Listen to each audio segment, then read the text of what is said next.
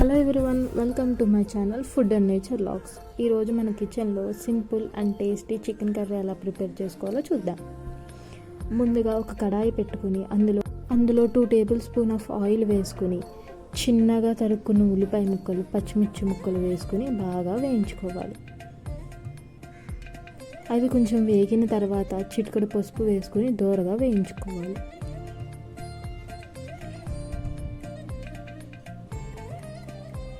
మనం ముందుగానే కడిగి శుభ్రం చేసి పెట్టుకున్న చికెన్ కూడా వేసుకుని బాగా మిక్స్ చేసుకోవాలి. ఒక 5 నిమిషాలు మూత పెట్టి అది బాగా మగ్గనివ్వాలి.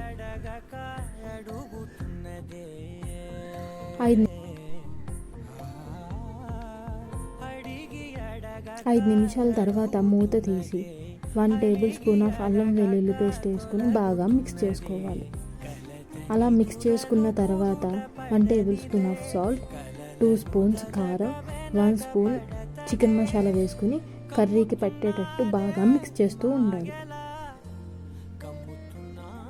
అలా మిక్స్ చేసిన తర్వాత ఒక 5 మినిట్స్ మూత పెట్టి అది బాగా మగ్గనివ్వాలి.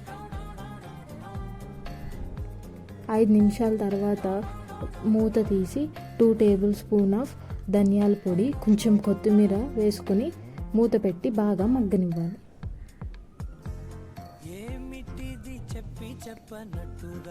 బాగా మగ్గిన తర్వాత మసాలా బాగా పట్టే వరకు బాగా మిక్స్ చేసుకోవాలి. అంతే, మన tasty and simple chicken curry ready అయిపోయింది. మీకు నా ఛానల్ నచ్చినట్టయితే please like, share and subscribe.